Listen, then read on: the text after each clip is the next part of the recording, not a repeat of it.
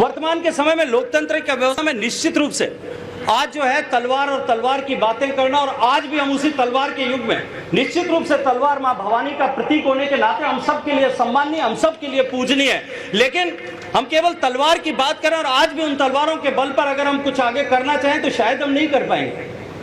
आदरणीय राजेंद्र सिंह जी अभी कह रहे थे कि ये कलम का समय, ये केवल कलम का समय भी नहीं, ये जिस किसी भी क्षेत्र में हम काम करें, अपने लिए जीवन में जिस किसी भी भूमिका का हम चुनाव करें, जिस किसी भी क्षेत्र में हम अपने आप को आगे बढ़ाना चाहें, जो कोई भी क्षेत्र हम चयन करें, उस चयन के साथ उस क्षेत्र में हम एक्सेल करें, हम उसमें दुनिया में जो है वो सर्वश्रेष्ठ बने, इस दिशा में हमको सोचने और काम करने की आवश्यकता है। हम जो कुछ भी करें, जिस किसी भी फील्ड में जाएं, इतिहास में उन्हीं पर लोगों के नाम जो है पन्नों में उद्धृत हुए। विश्वामित्र ने तो शायद तलवार नहीं उठाई होगी, लेकिन एक क्षत्रिय होने के नाते भी विश्वामित्र ने जिस तरह से ज्ञान की शक्ति को अर्जित किया और उसके माध्यम से अपने आप को इतिहास में, और इतिहास ही नहीं अपने वेद पुराणों तक में अपने आप को अंकित कराने का सामर्थ्य प्राप्त किया। जो कोई भी मार्ग हम चयन करें, जो कोई भी लक्ष्य हम चयन करें, पूर्ण समर्पण के साथ में उसमें आगे बढ़े। मुझे याद आता है, मैं अपनी बात समाप्त करने से पहले कहना चाहता हूँ, मुझे थोड़े साल पहले करीब 2014 या 15 के साल में मुझे राजकोट में एक कार्यक्रम में जाने का अवसर मिला। क्षत्रिय समाज का कार्यक्रम था, और सामान्य जो हमारे कार्यक्रमों की पद्धति होती है या कार्यक्रमों की प्रेरणा होती है, उससे हट करके वो थोड़ा कार्यक्रम कर, बहुत विशाल स्तर पर कार्यक्रम होता है, 4-5 हजार लोग एकत्रित होते हैं, और समाज में शिक्षा के अतिरिक्त किसी ने शिक्षा प्राप्त की, कोई आरएएस बन गया, कोई आईएएस बन गया, कोई सब इंस्पेक्टर बन गया, किसी और नौकरी में चला गया, उसके लिए उसका सम्मान करते हैं। आजकल हमारे यहाँ भी प्रेरणा इस तरह के कार्यक्रम आयोजित होते हैं। लेकिन शिक्षा के अतिरिक्त अन्य किसी विधा में, जीवन के अन्य किसी क्षेत्र में किसी व्यक्ति ने, समाज के व्यक्ति ने, बेटे ने, बेटी ने उल्लेखनीय काम किया है, उसका सम्मान का समारोह वहाँ आयोजित किया जाता है। उस सम्मान के समारोह में मेरा परिचय वहाँ एक संस्था के साथ में काम करने वाले एक सज्जन से हुआ। जब मैं उनसे बातचीत कर रहा था, मेरा परिचय कराया गया, और जब मैं उनसे बातचीत कर रहा था तो उन्होंने बताया कि हम 4 कमरों के एक मकान में पिछले 30 साल से एक इंस्टीट्यूट चलाते हैं। वो मकान किराए का मकान, और 3-4 लोग उसके साथ में पिछले 30 साल से जुटे, और पिछले 30 साल में उस संस्थान में पढ़ करके जितने लोग आज गुजरात की पब्लिक सर्विस के कमीशन के द्वारा आयोजित एग्जाम्स में पास हुए। और मैं याद करूं तो चर्चा भी इस तरह से प्रारंभ हुई थी कि उस दिन वहां सब इंस्पेक्टर ऑफ पुलिस के एग्जामिनेशन का फाइनल रिजल्ट आया था। टोटल जो वैकेंसीज थी, 95 जनरल की वैकेंसीज थी, उसमें से 85 लोग जो हैं वो क्षत्रिय समाज के सेलेक्ट हुए, और वो 85 में से 84 लोग उस इंस्टीट्यूट के पढ़ करके निकले थे। तब उन्होंने कहा कि आज तक पिछले 30 सालों में हमने जो परिश्रम किया, जो समाज के लिए योगदान किया, और हमने बिल्कुल बिना संसाधनों के आज भी किराए के मकान में जो हम इंस्टीट्यूट चलाते हैं, अगर उस इंस्टीट्यूट से टोटल जितने बच्चे कुल सेलेक्ट हुए और उनको अब तक जितनी तनख्वाह मिली है, उसको अगर मोनेटाइज किया जाए, एक साथ जोड़ दिया जाए, तो 2000 करोड़ रुपए जो है हमने समाज को योगदान दिया। और ये विषय मैं आज आप सबके सामने इसलिए रख रहा हूं कि अभी जब चर्चा हो रही थी कि हिम्मत साहब राजपूत छात्रावास संसाधनों की सीमितता के कारण से आगे नहीं बढ़ पा रहा, 4 कमरों का एक इंस्टीट्यूट अगर इस तरह की प्रगति कर सकता है। और मुझे याद है कि जब 2015 में मैं उस कार्यक्रम से आया, और उसके बाद में 2015 के बाद में मारवाड़ राजपूत सभा जोधपुर के एक कार्यक्रम में मैंने यही बात इन्हीं शब्दों में कही थी, और मैंने उस दिन कहा था कि क्या इस जोधपुर में, मारवाड़ में 4 लोग ऐसे नहीं हो सकते जो उनसे प्रेरणा लेकर के वहां जाकर के देखें और इस तरह का काम समाज में करना प्रारंभ करें। और मैं उसके पीछे मेरे एक प्रेरणा का भाव भी था।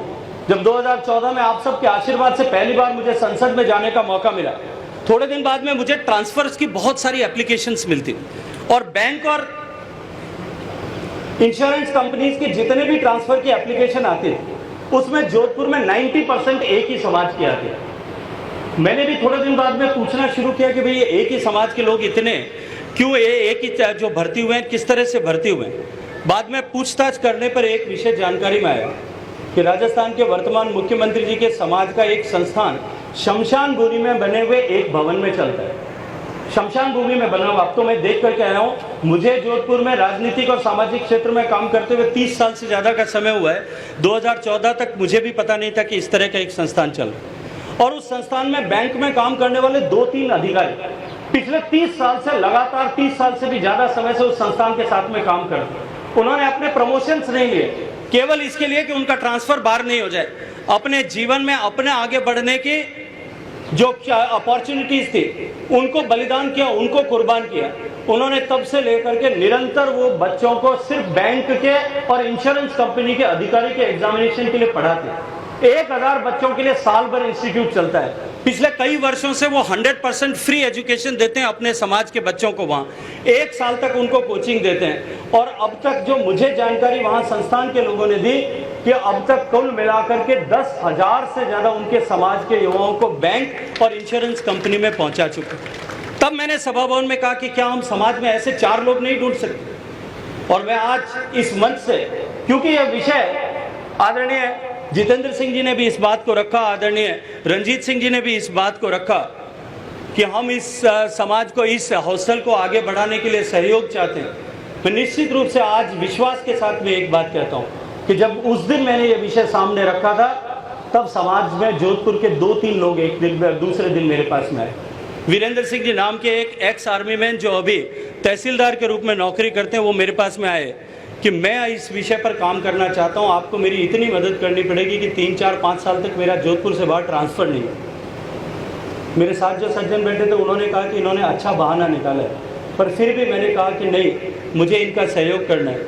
और आज मैं गर्व के साथ में कह सकता हूँ कि 2016 से लेकर के अब तक जितने भी एग्जामिनेशंस हुए, 2016 में 7 बच्चे अपना हमारे जो है राजस्थान एडमिनिस्ट्रेटिव सर्विसेज में उनके पढ़ाए हुए वो सेलेक्ट हुए। 2018 के एग्ज़ाम में कुल 35 बच्चे वहाँ से सेलेक्ट हुए। कांस्टेबल की भर्ती में 2020 में 21 बच्चे सेलेक्ट हुए। एएसआई की भर्ती में 2021 की परीक्षा भर्ती में अभी फाइनल रिजल्ट आने हैं, 82 लोग उसमें पास जो है जिन्होंने क्वालिफाई किया है। और कांस्टेबल के एग्जामिनेशन जो हुए उसमें 100 से ज़्यादा बच्चे उनके पढ़ाए हुए, उन 3-4 लोगों के पढ़ाए हुए भर्ती हुए। हमको आज यहाँ से ये संकल्प लेकर के खड़े होना चाहिए कि क्या हमारे डीडवाना, कुचामन, इस पूरे क्षेत्र में 3-4 ऐसे डेडिकेटेड लोग नहीं खोजे जा सकते। अजीत सिंह साहब ने बास्केटबॉल को पूरे देश में डीडवाना का नाम खड़ा किया।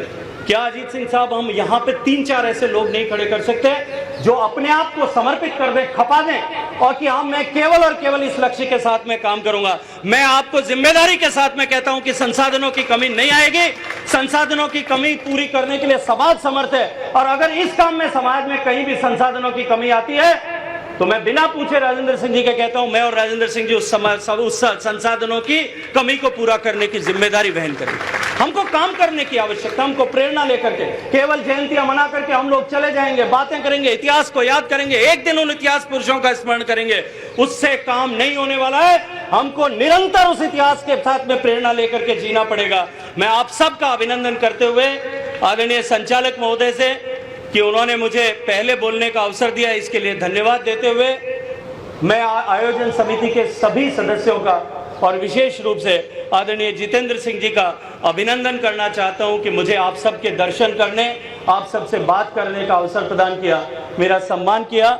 मेरा सम्मान नहीं है, वो समाज का, आप ही सब लोगों का सम्मान है। आपके सम्मान से मैं उपकृत हुआ। आप सबका बहुत सारा अभिनंदन। जय हिंद।